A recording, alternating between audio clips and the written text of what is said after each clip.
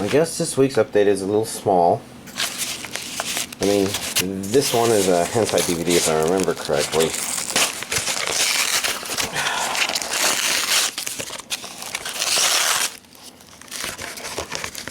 Hentai Blu-ray. Yeah, receipt out of the way. You know, I always have to kind of check out on the side to see if it's too racy. I don't know about that picture. One of the pictures is weird, but we've got whatever that is. And then we got evil packaging. The kind that you don't use scissors on, because if you do, then you get styrofoam all over the fucking place. Have to go that way. I'm not sure what we have today. First we have Bartender.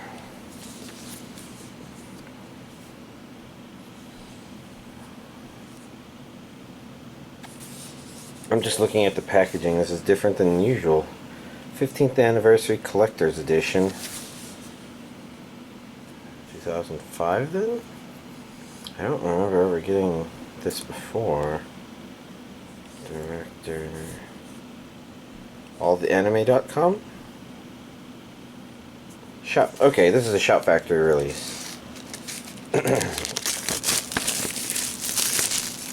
I mean, I think of Shop Factory as the Beast Wars company, but, you know, they've obviously done way more than just Beast Wars. Is there anything else I can discern from this? I see an A there, so this is probably 2 Blu-ray discs, region A only. And of course I would get a Discord message. Whoa. These are coasters.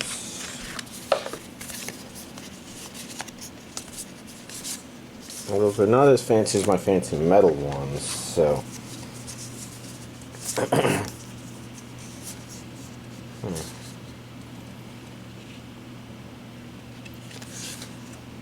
These look like actual recipes. I'm not sure if recipes is the right word.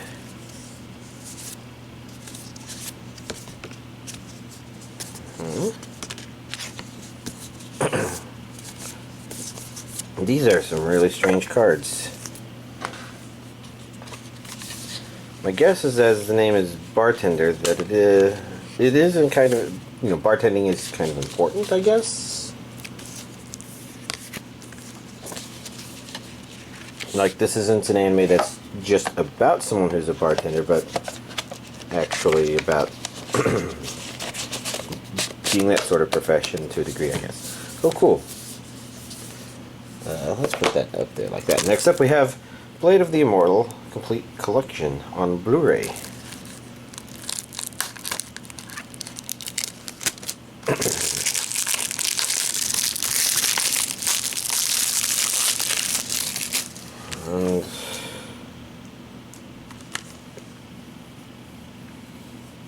Immortality isn't a blessing, it's a curse. Region A, English dub.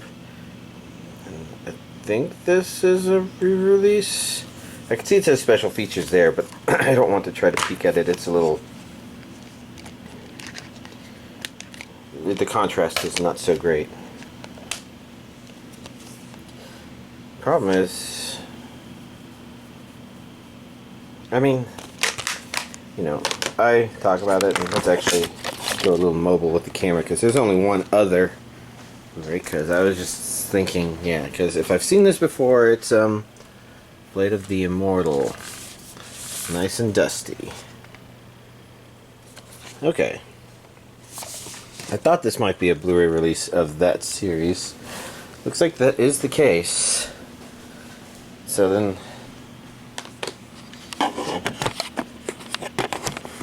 back in there, because we also got a Blu-ray release of another old series, Battle Athletes, TV series and OVA. And I think I watched it, but not sure how well I remember it. Oh, Always nice when the slip cover and the internal cover are different. I was just thinking, I thought she was the main character. This one doesn't have her. And I was just thinking, also thinking that while I don't remember most of the characters, I do remember that specific artwork of her for some reason.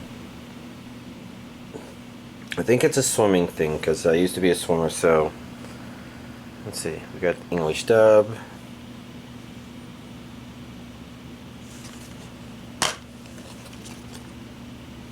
Interesting. So it's not like a reversible cover.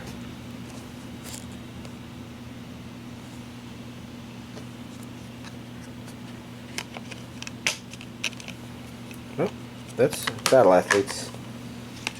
You know, that's 32 episodes in... I cannot enunciate. That's 32 episodes in standard definition. Well, it's small, but here's this week's anime DVD collection update. So, not much to talk about. I think I only actually watched the first episode of Fruits Basket season... I cannot enunciate today. I only watched the first episode of Fruits Basket Season 2, Volume 1. And I started the second episode, but I didn't make any additional progress. I've been really focused on the VRChat world. But of course, you know, my Friday friend did come over and we watched more Reincarnated as a slime. You know, and I actually moved the Blu-ray over here because, you know, it's actually a really nice case. It's blue with a little bit of shiny. The characters all look really nice. And basically we finished part 1. We did a little push watching, but in this case, you know, it was 1-2 more episodes to get to a okay stopping point. I say okay because, you know, it's a standard problem from when I watch it, which is it's in the middle of a small story arc, which is actually a little interesting. Because Reincarnated as a Slime is interesting because it's an entertaining show that doesn't really have conflict. There's little conflicts that come up, but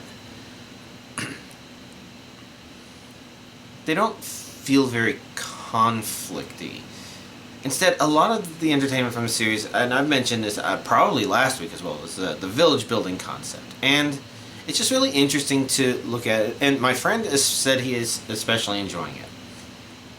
Which is kind of interesting because, you know, sometimes he doesn't really get into a whole lot of stuff. There was this hypothesis that for him, because watching shows isn't like... He's not a consumer. He's not even like a real video gamer. So, you know, like, his interests tend to be a little bit different than what you might think of as a super stereotypical or anything like that. Stereotypical of what? I'm not entirely sure. But the point is, you know, he'll still download, watch stuff here and there. You know, he's seen Mandalorian and I haven't, and that would be a notable one to watch if it wasn't for all the conflict going on inside Walt Disney right now, where you kind of have two groups of people. One that's like, oh, I don't care about Star Wars, I just care about using it for a message. And another group that's like, but it's Star Wars, we want to tell Star Wars story. And Disney went and fucked up the extended universe stuff, and I don't know, I'm going off on a tangent. The point is, you know, you got all that stuff. It makes me not want to invest the time into Mandalorian, just because who knows if season 3, if there is a season 3, if it'll be just as good or if it'll be a painful reminder of all the modern stuff. But, you know, put that aside. This friend, we kind of had the hypothesis that when it came to shows, longer running ones tended to be better for gaining his interest, just because, you know,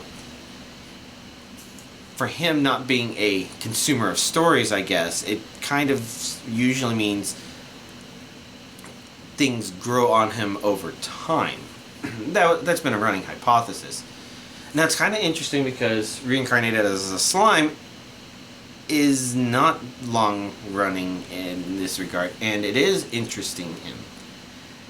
And it's not doing it with the normal story beats, like I said. It's been doing village building, and I'm wondering if that's... Because, he also really likes One Piece, and it's interesting because there's these similar threads between Reincarnated as Slime and One Piece in terms of, and I haven't seen this in One Piece in a while, and that's because when it gets into these story arcs, it kind of gets lost. But there's still these moments where One Piece has this thing where, the members of the Straw Hat Pirates are actually really good at their craft, and so it's just really neat when they get the time to kind of improve people's lives just by doing that craft. When they, they're on a base and Sanji teaches somebody who's struggling to cook right, kind of giving him the direction and the shoves he needs in order to start improving himself. That's really quite cool. And that's the one that stands out the most to me, but usually, there's a lot of availability for it to do it in other ways, and I'm just trying to think if it's really done it. Because I know that, and the problem is, eating food is just a really simple example, and so the eating food example comes to mind. And of the recent arc, I do remember everybody eating food together or something like that as a kind of big celebratory thing, which Straw Hats really like to do. But I don't know if that was the same thing. But anyways, the entire point is, Reincarnated as a Slime kind of does a whole lot of that, and it's interesting because maybe there's a part of it that embodies that, and at the same time, it kind of reinforces that our characters are badasses. Not just because of the village building, but because when conflict does come up, it's like, they're completely dominating. But they don't, I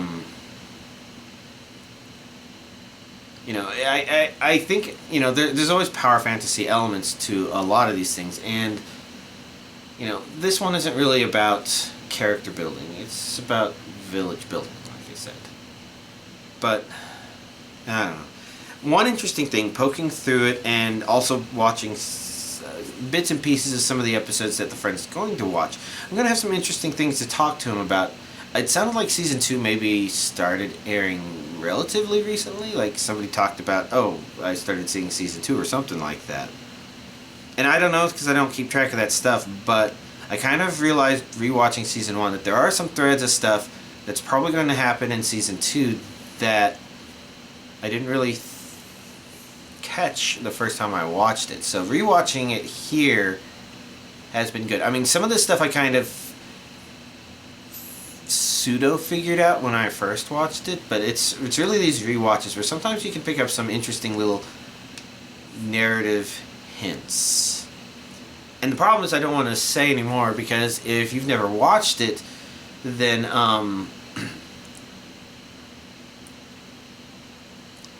if you've never watched it, then I don't really want to spoil it for you. The problem is, those of you who have watched it and are like, oh, what is Gigafrost talking about? I'm like, well, there's an early episode thing that kind of gives suggestions about destiny.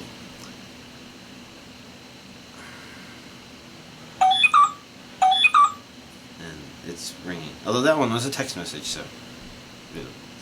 Nah, I don't want to say more than that because I was thinking, can I be indirect about it? But no, even talking about, the thing about destiny, I think you'll probably figure out that it's kind of weird, but I'm not sure if you'll figure out what's weird about it. It's interesting because the show doesn't really strike me as being that complicated, but these things, as simple as they are in retrospect, now that I've rewatched it and seen them and am making predictions for Season 2, at the same time, they're also a little more complicated than I would have expected. Which is interesting because there's a kind of One Piece vibe to that as well, where One Piece is really always game for playing around with some fanciful new idea. And you'll watch a little story arc and it'll be kind of neat or it'll be kind of weird, but it'll be refreshing. It tries to keep itself refreshing, even though, at this point it has slowed down a bit. You can kind of tell it's not as quick paced as it was earlier in the series, but it's interesting that One Piece is always willing to try. Even though I kind of don't feel like it's the most imaginative or creative, it, you know, still tries, it still does. It's kind of great in that regard.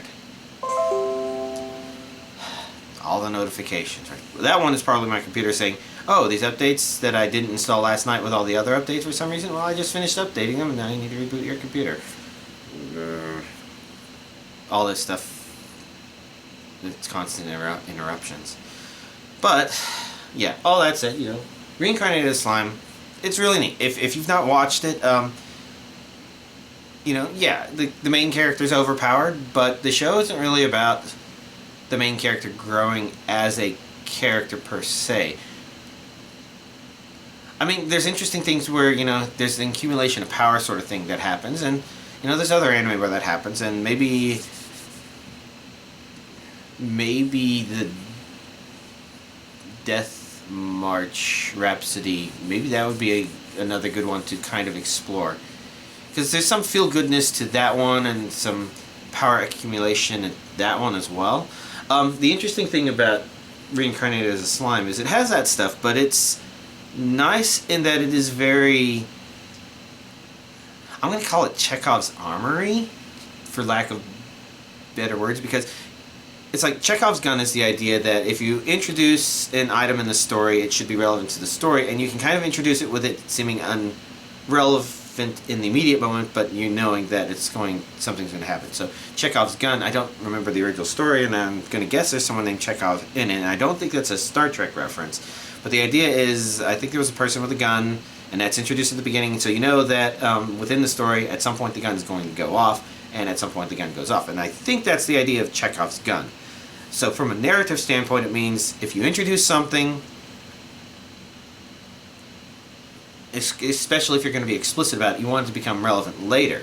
And there's kind of a reverse thing of that, where there's a problem with plenty of anime where it's like, oh, we just introduced some character having an ability that, you know, we've never hinted that they had before. You have every reason to believe they have it, but, you know, they just sort of made up this super black magic missile out of nowhere, and they said they just happened to learn it. And I think an example of an anime that does that really poorly is that one about the hero's overly cautious, where it just kind of felt like, oh, he suddenly has kick-ass move out of nowhere. We kind of know he's been training, but it feels like it doesn't handle it too well, whereas something like Overlord handles it really well somehow. And that's an interesting thought in itself. But the Chekhov armory thing with this is the fact that it introduces all these things, ideas that get used and reused later. And it doesn't have this tendency to have our main character being overpowered with an ability without first having established the general idea of where and how they got it. So, as an example, like, as a slime, he begins in this cave, and, you know, there are 3 monster abilities that they show. Oh, he encountered this lizard with a paralysis breath, and this spider with these sticky steel threads, and a armored lizard. And, you know, they established that he kind of got those 3 abilities, and later on we don't see him using abilities from other creatures he hasn't eaten. In fact, any other abilities we see along those lines tend to be from creatures he's eaten. But instead we do get, you know, oh yeah, when they have the conflict with the ogres, he uses all 3 of those things. And that's way farther in the series than you would expect for something like that to be used. And Reincarnated as a Slime is really good in that regard, in terms of it feels fair about the addition and exploration of ideas and abilities and stuff. It doesn't want to throw something at you that it hasn't introduced to you first in some fair manner. And it does it so much that I'm calling it Chekhov's armory, because it's like an entire armory of guns. I don't know. I'm making up terms, so take that with a complete grain of salt. But it's really quite neat. And I think that even though I talked about some of the stuff that happens in there, it's not as spoiler as I think it sounds. Unless it is, in which case I did a really bad job right now.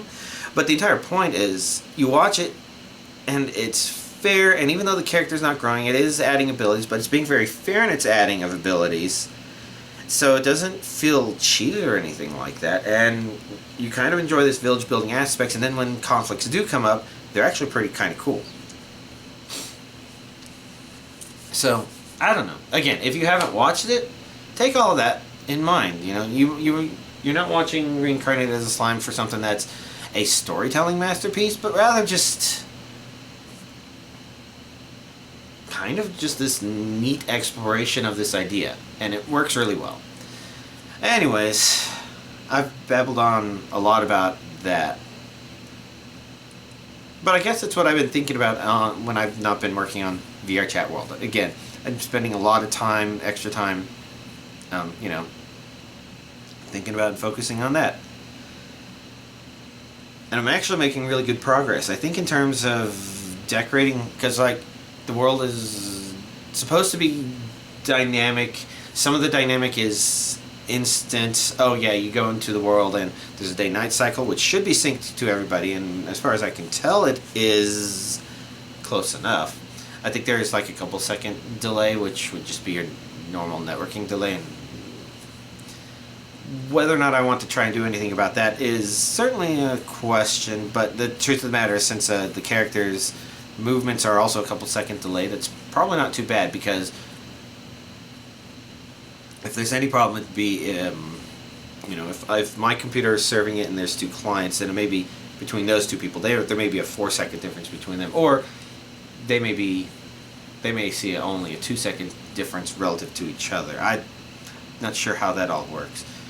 But the point is, you know, the world has a dynamic day-night cycle with some simple weathering stuff set up, but it also has seasons and holidays, which are things that are supposed to be like when the world first loads, but there are going to be admin abilities to change that stuff if you really want to. And the problem with this, the holiday stuff in particular, is, you know, this pretty much means, oh, 4th of July, you need a shit ton of fireworks. Thanksgiving, you need a shit ton of food. And, you know, just trying to determine what that means and adding what I want in there, stuff that interests me. It'd be nice if the pumpkins were jack-o'-lanterns on Halloween, but I guess the way I've been saying, you know, I've been really careful about my saving of space, because I really want the world to be mostly the same for Quest users, so I want it to still be under 50 megabytes, because that's the Quest world limit, if I remember correctly. Now, whether or not it will actually perform well on Quest, I don't know, because I need to get to the point where I've at least got the world uploaded and hopefully working for PC users. But yeah, so I need to populate with a lot of holiday content, and I think the only thing remaining is on New Year's. You really need something other than just a New Year's hat and fireworks, and maybe the sound of fireworks in the background when the world is at night. And for that one, you really do need something that's a proper midnight countdown. And based on other VRChat worlds, I think it makes the most sense for that one to be not something that happens exactly at midnight, but something that happens at the top of every hour. I think that's my phrase. So the idea is I need something that happens on every hour, and I'm guessing I'm going to make it completely driven by the server, which does mean it won't work perfectly for people. Oh, no. It would work perfectly for those kind of people, but I was thinking maybe it should be driven by GMT instead of... No, I think the server's local time would be fine, so that if for some reason somebody in one of those half-hour time zones were in there and they had other half-hour friends, it works for them. But the idea would be that I need something that properly indicates that that hour transition is coming up and happens. And I think what I'm going to basically do is I have a little platform and a sort of ball. You know, it's actually an icosphere, I think is what it's called. But it's sphere-like, but it's intentionally... It looks like it's made out of triangles. I don't pretend to know the geometry, shapes, and names too well. The point is, you got something there. You should be able to see that it's rotating, and I'll have it slowly drop during its last minute, and I will have sound effects to indicate stuff's happening, and the dolls will prioritize flying around that thing above all other things. Unless I make them prioritize standing around it. But I like them kind of shuffling a little bit. It makes them feel a little more alive, I think. But yeah, the point is, I've got the asset there. I just need to decide what sound effects I'm going to use, and I need to make it animate and time up, and hopefully sync to everybody perfectly fine. And then I think that would complete all the holidays and all the seasons. I just need to add all the mundane tasks for the dolls to do. The little things like, you know, watering plants and checking the laundry. Even though there's no real laundry, you know, just still having them go out there every once in a while and look like they're doing something to it.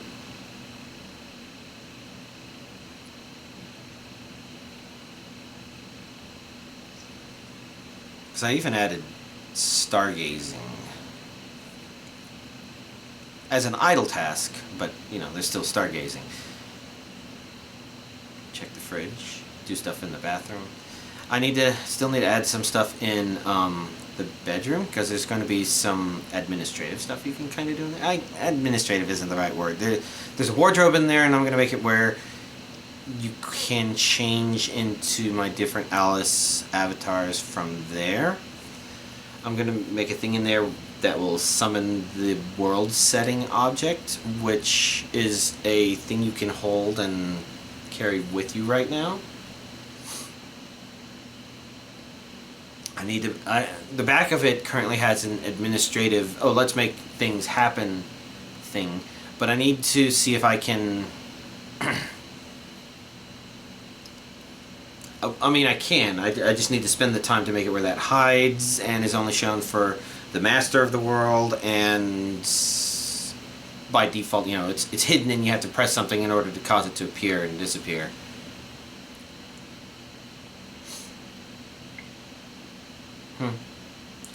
Then I can start adding additional music. So right now it's under 30 megabytes, and the idea is just giving myself the space with which to add additional music and add a little more variety to it before I say, alright, we're just under that 50 megabyte limit, let's do that. Oh, and I forgot to mention all the synchronization problems, which it feels like they're not that bad. It's only like a small handful, which is surprising because, you know, most of it has been developed with the ideas of how it might synchronize in mind, and one of those assumptions proved wrong, but some tweaks to some things made that stuff work right. So yeah, my hope is I'm 1 to 2 weeks away from finishing.